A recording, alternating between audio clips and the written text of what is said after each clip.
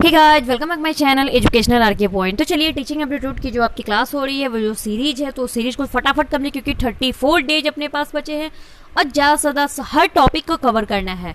तो वैसे तो टीचिंग एप्टीट्यूड का A to Z में टॉपिक कवर करवा चुकी हूँ, लेकिन जो टॉपिक नहीं कवर है ये उनके लिए है क्वेश्चंस। तो चलिए आइए शुरू करते हैं। उससे पहले आपसे एक छोटा सा रिक्वेस्ट है, अगर आप इस चैनल पर नए हो तो फटाफट इस चैनल को फॉलो कर दीजिए और ज़्यादा से ज़्यादा शेयर कीजिए और घंटे वाले बेल आइकन पर क्लिक करना ना भूलें। तो शिक्षण अभियोगिता का क्या अर्थ है बताइए, आपको मिलते हैं 2 सेकंड। चलिए, तो शिक्षण अभियोगिता का अर्थ है शिक्षक का कार्य हेतु अपेक्षित सभी योग्यताएं होनी चाहिए। यही है शिक्षण अभियोगिता, यानी कि शिक्षण के कार्य के अलावा आप में सभी के सभी गुण होने चाहिए। नेक्स्ट चलते हैं। कक्षा में अनुशासनहीनता की समस्या पैदा होने पर क्या आशंका रहती है? यदि क्या हो बताइए। तो चलिए, आपका समय हुआ खत्म। तो क्या रहती है? तो बच्चों को व्यस्त रखने के लिए अगर पूरा काम ना दिया जाए तो बच्चे क्या अनुशासनहीनता पर उतर जाते हैं। नेक्स्ट चलते हैं। जब शिक्षक स्वयं अपनी कक्षा के छात्रों की परीक्षा की कॉपियां जांच होती है तो वह क्या सभी छात्रों को पास कर देगा, कुछ छात्रों को जानबूझ के कम नंबर देगा, कुछ छात्रों को जानबूझ के अधिक नंबर देगा? बताइए। तो आंसर क्या हो जाएगा? डी, बी और सी दोनों। यदि शिक्षक स्वयं अपनी कक्षा के छात्रों की परीक्षा की कॉपियां जांच होती है कि वह क्या कुछ छात्रों को जानबूझकर नंबर कम देगा, कुछ छात्रों को अधिक जानबूझकर नंबर देगा। तो ये सारी बातें आपके मन में थिंकिंग होती है, इस थिंकिंग बेस्ड क्वेश्चन था। नेक्स्ट चलते हैं। शिक्षा की एक त्रिकोणीय प्रक्रिया है, इसके तीनों कौन से हैं बताइए। चलिए, तो इसके तीनों कौन से हैं? तो छात्र, शिक्षक और सामाजिक परिवेश, ये तीनों होते हैं शिक्षा के त्रिकोणीय प्रक्रिया। क्या होते हैं? तो ये तीनों शिक्षक के कौन के तीनों प्रक्रिया होते हैं। नेक्स्ट चलते हैं। जो बच्चे शिक्षक के प्रश्न का उत्तर देने के लिए हाथ उठाते हैं वो क्या? चलिए, तो आपके आंसर आ गए होंगे। तो ये बताइए, तो उनके उत्तर सही भी हो सकते हैं और उनके उत्तर गलत भी हो सकते हैं। जस्ट लाइक हम लोग क्लास में क्या था बचपन के दिनों में, हाँ सर हमें आता है, हाँ मैम हमें आता है, लेकिन जरूरी नहीं कि वो आंसर सही होता था। नेक्स्ट चलते हैं। विशिष्ट शिक्षा का संबंध किससे है? चलिए, तो विकलांग की शिक्षा के कार्यक्रम से है विशिष्ट। चलिए, मौलाना अब्दुल कलाम आजाद क्या थे?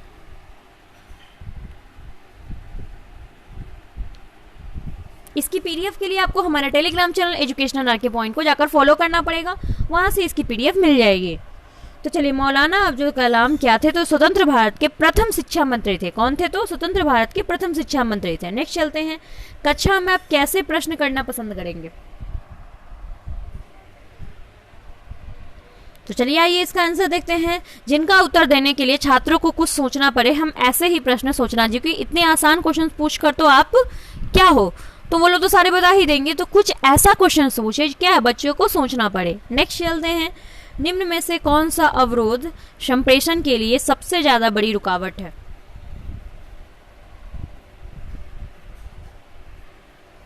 चलिए, तो ये है संवेगात्मक अवरोध। क्या है? तो संवेगात्मक अवरोध सबसे बड़ा क्या है? रुकावट है। नेक्स्ट चलते हैं। सामूहिक संचार की प्रमुख परिसीमा क्या है?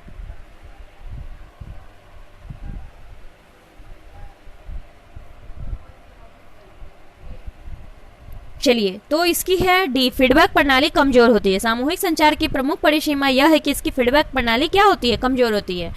देखिए, अगर आप वैसे तो एग्जाम टाइम से अगर आप चाहते हैं कि आपको क्या है कि जीके, हिंदी और टीचिंग एप्टीट्यूड के क्वेश्चंस क्या हमें रिवीजन करने हैं, तो आपको यहाँ पे नीचे लिखे बुक डिस्क्रिप्शन, यानी कि डिस्क्रिप्शन है बुक्स परचेज करने के लिए। तो आप उस बुक नहीं, वो पीडीएफ है, उस पीडीएफ को आप परचेज कर सकते हैं। और एग्जाम के 10 दिन पहले उसमें कुछ ऐसी बातें हैं, मतलब कि सब सारे पढ़ने की आपको जरूरत नहीं है, क्योंकि आप लोग बिहार बीएड्स दे रहे हो, कुछ लोग यूपी बीएड भी होंगे, बहुत सारे बीएड। तो देख लेना, उसमें जो पोर्शन आपके लिए अच्छी होगी उस पोर्शन को बिल्कुल पढ़ना, क्योंकि उसमें बहुत अच्छे से एक्सप्लेन कर दिया हुआ है। बाकी जो भी बुक्स अच्छे होते हैं मैं आपको बताती ही हूँ। पुस्तकों के संप्रेषण का प्रभावशाली स्रोत क्या हो सकता है?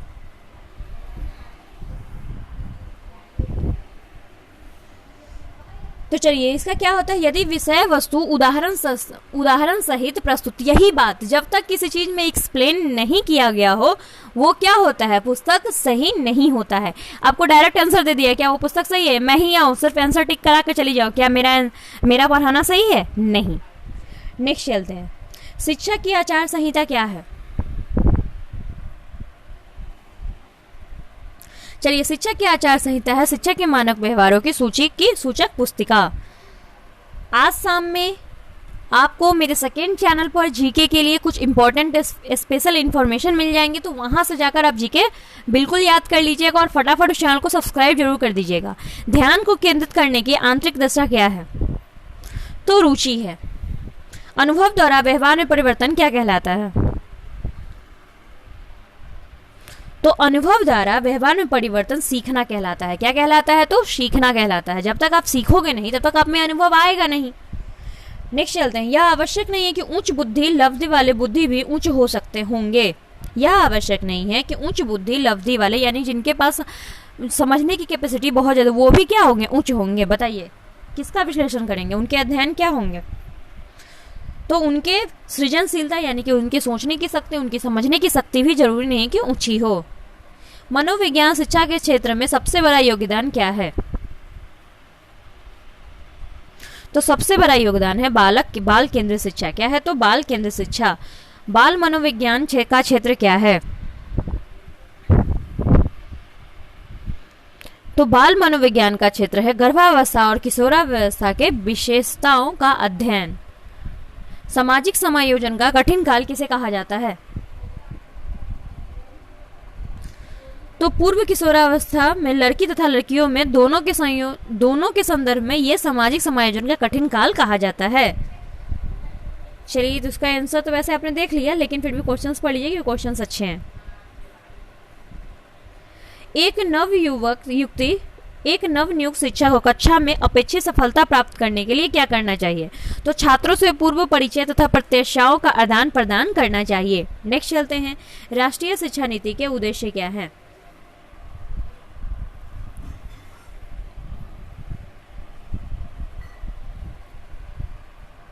चलिए, तो राष्ट्रीय शिक्षा नीति के उद्देश्य हैं संपूर्ण शिक्षा तंत्र को एक नया रूप देना, ताकि क्या है? शिक्षा हर काम स्तर पर करेगा। तो ये सारी राष्ट्रीय शिक्षा, टोटल 20 क्वेश्चन थे। 20 में आपके कितने मार्क्स आए कमेंट में जरूर लिखें। कमेंट में जरूर, क्योंकि अब वक्त आया है, क्योंकि टीचिंग एप्टीट्यूड के क्वेश्चंस काफ़ी ज़्यादा आपके एग्जाम में पूछे जाते हैं। लगभग क्या होते हैं ये? तो टीचिंग एप्टीट्यूड 25 क्वेश्चन होते हैं, 25 नंबर, और जीके 40 नंबर। 65 नंबर तो आपके यहीं से आते हैं। तो ये 65 नंबर आपके बहुत ज़्यादा इंपॉर्टेंट होने वाले हैं। अगर आपने अभी तक करंट अफेयर वाली क्लास नहीं देखी है तो फुल मई का करंट अफेयर, फुल अप्रैल का करंट अफेयर, फुल फरवरी, फुल जनवरी, सबका करंट अफेयर मैंने 1 मंथ का बनाया है। तो वहां से जाकर देखें, वो आपके लिए सफिशिएंट तो नहीं, लेकिन आपका बहुत ज़्यादा डाउट क्लियर करेगा। तो चलिए, अब अगर आप लोग करंट अफेयर डेली सुनना चाहते हैं तो हमारा खबड़ी ऐप पर जाइएगा और 2 चैनल फॉलो कीजिएगा, एजुकेशनल आरके पॉइंट और एजुकेशनल पॉइंट। दोनों को फॉलो कर लेना है और दोनों से सुनिएगा। एक पर करंट अफेयर आता है और एक पर क्या होते हैं? छोटे छोटे ऑडियो फॉर्म में जीके आते हैं, जो जीके के आपको याद करने में बहुत ही लाभदायक सिद्ध होंगे। पीडीएफ्स के लिए आपको कहाँ जाना पड़ेगा? तो Telegram channel educational RK point, जिसका लिंक दिया गया है, और सेकेंड चैनल पर जाने के लिए आपको भी नीचे लिंक दिया है, तो वहाँ जा सकते हैं। तो चलिए, इसी के साथ हम विदा लेते हैं, मिलते हैं अब नेक्स्ट वीडियो में।